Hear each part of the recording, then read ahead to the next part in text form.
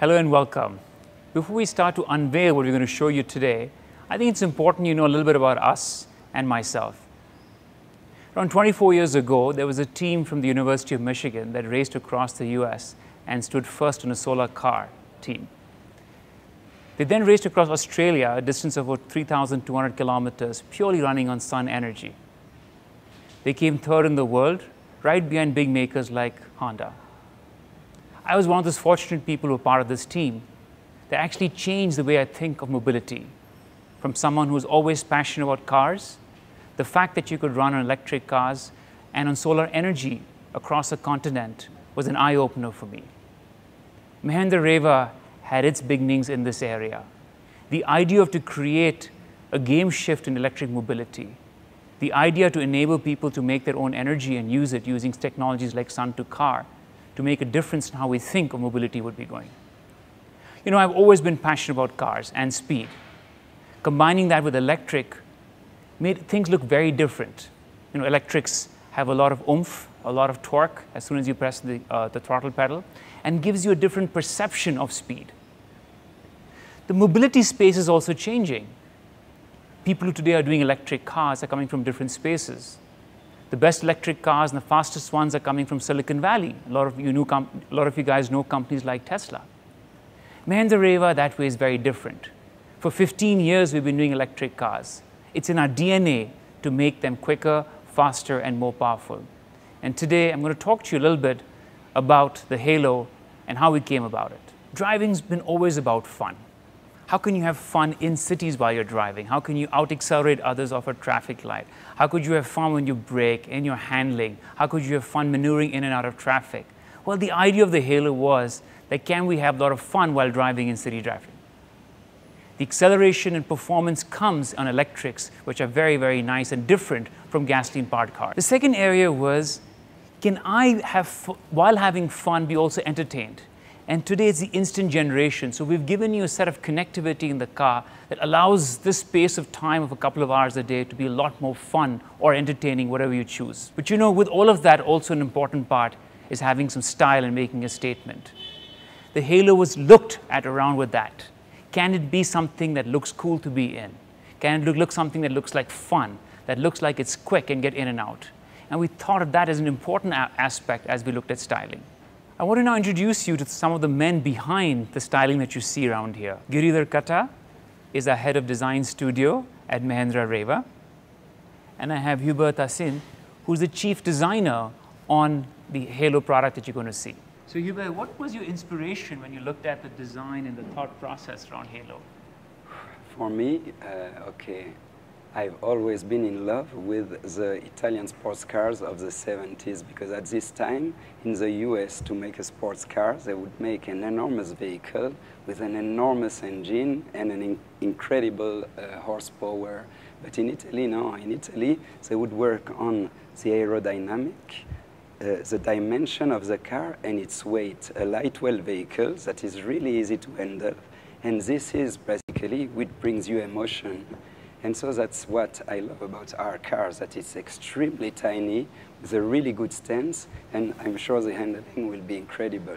So Hubert, what made you get into this at Mahindra Reva? So yes, before I was working for maybe the most famous Italian design studio for cars, and so we were doing mainly sports cars, super sports cars, and also like building fully new brands for the emerging countries. So honestly, it was a lot of fun. But also, honestly, quite a lot of guilt, because the vehicles were produced in an enormous amount, per day. And at the end, I realized that whatever I was doing had an impact on the environment and so on the everyday life of the persons that was not at all matching what were my design ideas. And then I heard about Reva. You heard Chetan's background before. I just got charmed and decided to make a life-changing decision. But honestly, I don't believe, in a living where the sacrifice is the main thing. So trying to work for a better environment, definitely, but I couldn't let the fun go. And then I come here and I'm asked to design a two-seater car, super dynamic, to drive in the city every day the way I would like. Basically, the car I would like to drive, and so it's the best project ever, definitely. And so what did we do? The first thing I wanted, okay, as it has to be easy to handle in the city, we knew from the beginning it would be an extremely small car. But small for me does not mean that it can't be dynamic. So the first thing was to make a dynamic vehicle. The second thing, to make it modern, okay, when you see how many vehicles are running around the streets today, usually you see a quantity of details and lines and everything that, okay, after some time gives you the nausea, at least to me. And so what I wanted, when I look at the new and fresh product design, okay, if I take the new tablets, the new phones, they are neat, they are simple. So my first goal was definitely to make a neat and dynamic vehicle. When cars are short, aerodynamics are always a challenge to make it really efficient and literally get that wish when you drive, right? So what did you do to balance styling and aerodynamics? Is there any feature in the car that's very differentiating when it comes to anything else that you see out there? Yes, it was really difficult because the shorter the car, the more difficult it is to have a good aerodynamic result. What we had to do, okay, there are two main elements. The first thing is that the front, the surfaces on the front had to be extremely neat. That's why we don't have enormous holes. We don't have pieces coming out and in. We kept a simple surface and we tried to make it as round as possible so that the air can flow more naturally.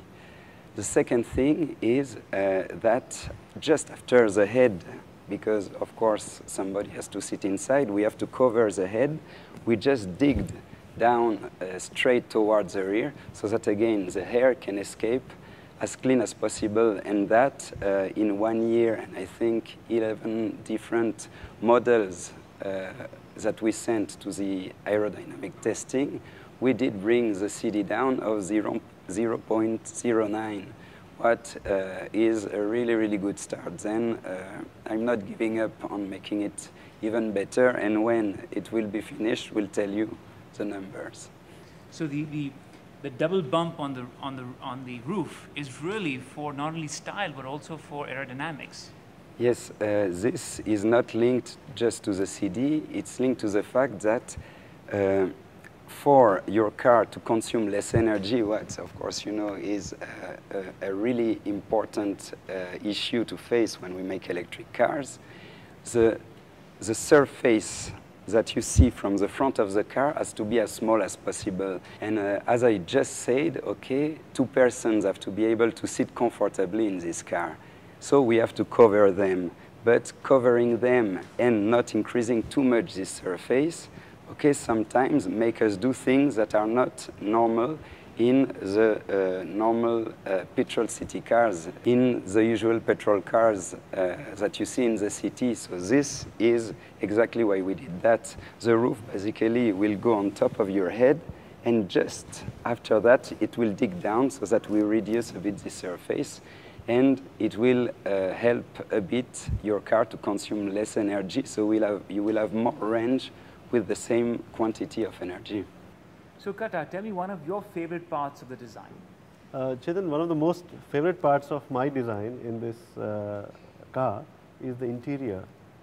It is so ergonomic to get in and get out, yet it is such a tiny car that we have. The second most important thing is the way we have improved the attention span for the drivers on the road. There is a multimodal input where you are empowered to control the entire interface without having a look at any of these components that you have within. It's so much easier to control the interface.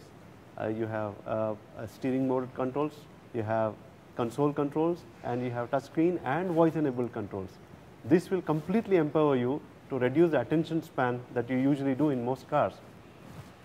So talking the interior, I see this red button on the steering wheel. What does that do? This is one button which is an empowering button definitely for most drivers. What it allows you to is to go that extra boost and the kick that you need when you need to overtake someone in traffic.